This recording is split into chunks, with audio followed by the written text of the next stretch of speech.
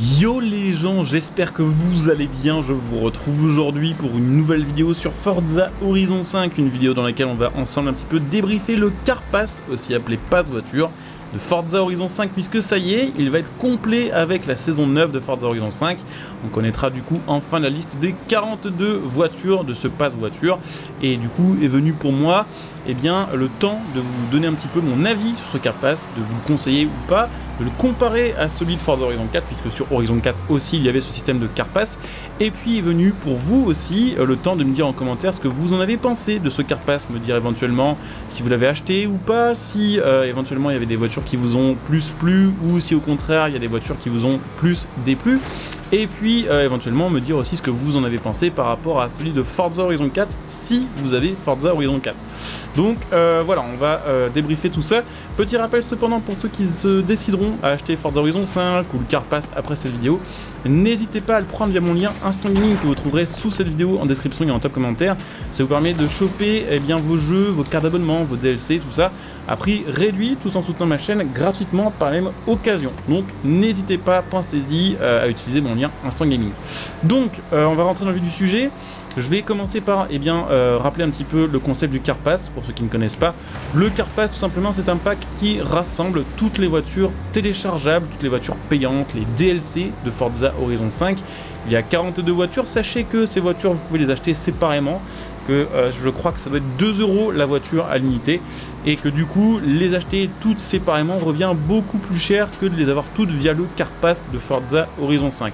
Donc le Car Pass contient 42 voitures. En plus de ça, évidemment, sur Horizon 5, il y a d'autres DLC, comme le pack de bienvenue, comme les voitures OP Edition, ou les voitures que vous pouvez avoir en ayant par exemple la manette Forza Horizon 5, ou alors en ayant le VIP du jeu. Il y a, on va dire, d'autres DLC en plus de ceux du Car Pack. Mais dans le Car Pack, vous avez la grande majorité des voitures téléchargeables de Forza Horizon 5. Je vais commencer du coup par vous montrer les modèles contenus dans ce Car Pass. Il y en a 42, et parmi ces 42 voitures, il y a vraiment un petit peu de tout. Alors sachez qu'au moment où je fais cette vidéo, les 3 dernières qui sont l'Aston Martin DBX, la Nissan 370 Nismo et la Lexus RCF Track Edition n'ont pas encore été ajoutées officiellement sur le jeu, mais on sait que ces 3 modèles-là seront les 3 prochains et les 3 derniers de ce Car Pass, et qu'ils sortiront pendant la saison 9 de Forza Horizon 5. Donc je le disais, dans ce Car Pass, il y a vraiment de tout. Vous allez trouver des anciennes voitures, des voitures beaucoup plus récentes, vous allez trouver des françaises, des allemandes, des italiennes, des anglaises, des américaines. Il y a des supercars, des compacts, des pick-up, comme évidemment le Tundra TRD Pro, mais comme surtout le Ford F-150 Lightning, qui est, je trouve, un très très bon ajout, mais également des breaks, des berlines, des GT, même des SUV du coup, avec le Aston Martin DBX qui va être ajouté très bientôt. D'ailleurs, je crois que c'est le seul SUV du Car Pass, si je dis pas de bêtises, et c'est d'ailleurs aussi officiellement le premier SUV ajouté sur Forza Horizon 5 depuis sa sortie. Et là, le contraste est assez gros avec Horizon 4, parce que sur Horizon 4, on avait eu vraiment beaucoup de SUV ajoutés via la section festival et via le Car Pass. Donc il y a vraiment de tout. Il y a des voitures plus ou moins rapides, vous allez vraiment trouver des voitures qui vont du début de classe D jusqu'au top S2, avec par exemple la Ferrari FXXK Evo de 2018 qui est directement au top de la meilleure classe du mode rival. Et ce qui est assez cool, c'est que souvent les voitures du Car Pass sont plus customisables que les voitures, on va dire, de base du jeu. Elles sont en général assez performantes sans être jamais cheatées. Il n'y a pas de pay to win sur Forza Horizon 5. Il n'y a actuellement aucune voiture du Car Pass qui est vraiment meilleure dans la méta que les autres voitures du jeu de base, on va dire le jeu gratuit. Mais il y a beaucoup de très très bonnes voitures comme la FXXK, comme la 448 Challenge, comme même la 620R qui est très très bien une fois bien réglée.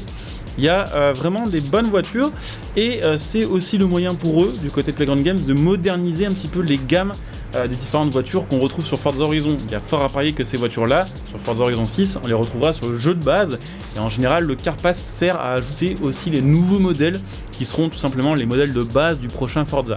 Il y a pas mal de gammes modernisées, par exemple celle-ci, la Subaru de 2019. On a aussi par exemple la Huracan Evo, qui est une nouvelle génération, une nouvelle phase plutôt, de la Huracan, la FXXK Evo, en sachant que sur le jeu on avait déjà la FXX et la FXXK normale.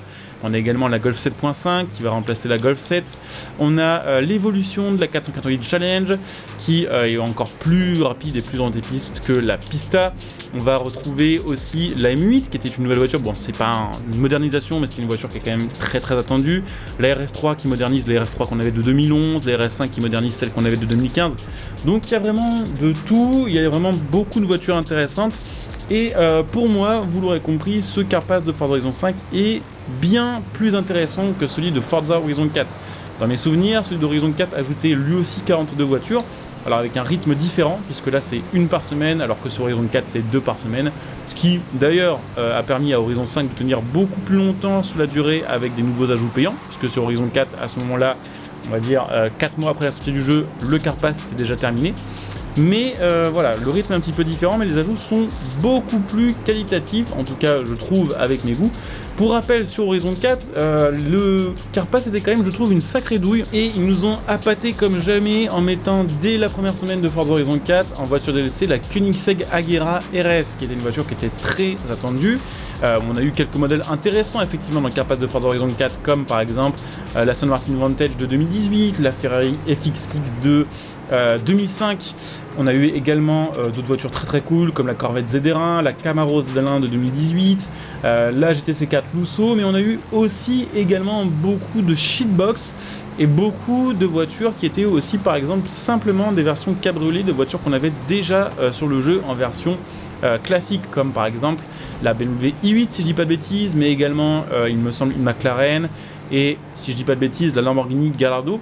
On a eu aussi beaucoup de versions spéciales de voitures déjà présentes sur le jeu, alors c'est le cas aussi sur Forza Horizon 5, mais je trouve que sur Horizon 4 c'était encore plus flagrant et c'était des modèles je trouve globalement un peu moins fun à conduire. Par exemple on a eu la Porsche 356A 1600 Super, alors que sur Horizon 4 on a eu avec les mises à jour gratuites et avec le jeu de base, au total, il me semble 5 ou 6 versions différentes de cette Porsche-là.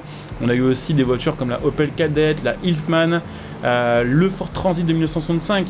C'est des voitures qui sont en soi pas inintéressantes, c'est des voitures que, en vrai, j'aimerais bien approcher. Mais c'est vrai que sur Horizon 4, c'était pas forcément des voitures très intéressantes parce qu'elles n'avaient pas de custom, elles n'avaient pas d'amélioration spéciale. Niveau performance, niveau métal, elles n'étaient pas spécialement pétées, à part peut-être la Hillman effectivement et la Agera RS qui dans certaines catégories étaient très bonnes.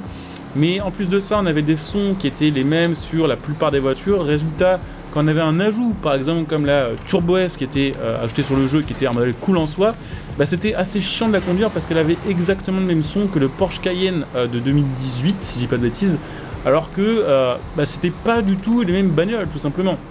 Donc on a eu beaucoup de shitbox, beaucoup de voitures pas très performantes et qui ressemblaient déjà beaucoup à des modèles de base de Forza Horizon 4. Et là où je trouve certains de la communauté pas très cool, c'est qu'il y en a beaucoup qui trouvent que le Carpass de Forza Horizon 5 est merdique et qui encensent complètement celui d'Horizon 4, alors que je trouve que très honnêtement, c'est plutôt le contraire. Celui d'Horizon 5, à côté de celui d'Horizon 4, il est spectaculaire. Il y a beaucoup plus de voitures qui sont intéressantes, beaucoup plus de voitures que j'ai roulées. Enfin, en tout cas, moi, avec mes goûts, à moi, c'est vraiment le cas.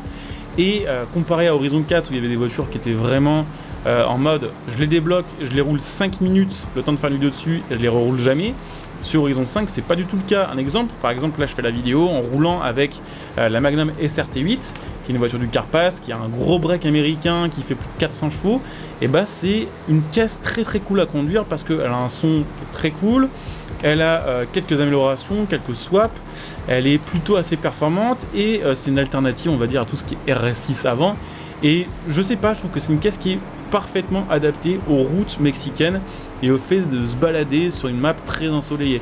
Je trouve que globalement, les modèles qui ont été choisis pour ce Carpass sont beaucoup plus sympas, beaucoup mieux choisis que ceux d'Horizon 4. Vu le prix, vu le contenu et vu la longévité, je ne peux que vous conseiller de le prendre si Horizon 5 vous plaît et que vous avez envie tout simplement d'agrandir un peu votre collection de voitures et de conduire quand même quelques modèles particulièrement intéressants. Donc on va arriver à la fin de la vidéo. Je pense que je vous ai bien détaillé le concept du Carpass, je vous ai bien montré quand même quelques modèles et je vous ai bien donné mon avis dessus.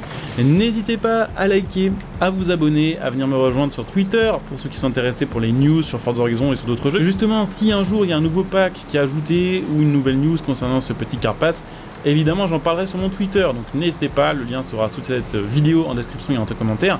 N'hésitez pas à venir me follow sur Twitch pour ceux qui souhaitent me voir en live. Comme d'habitude, la chaîne Twitch est en description, il y a un top commentaire, donc n'hésitez pas à venir me follow. Si vous avez Amazon Prime, n'hésitez pas à venir utiliser votre Twitch Prime sur ma chaîne Twitch, ça vous permettra de me soutenir gratuitement, vous en profitez de plein de petits bonus. Et puis pour ceux qui souhaitent me soutenir sur le long terme, n'hésitez pas éventuellement à devenir un soutien de la chaîne via le bouton rejoindre. Là aussi, il y a plein de bonus et vous pouvez aussi, si ça vous tente, faire un petit soutien via le bouton remerciement sous cette vidéo. Donc je coupe ici, je vous dis à très bientôt, bon jeu à tous, ciao.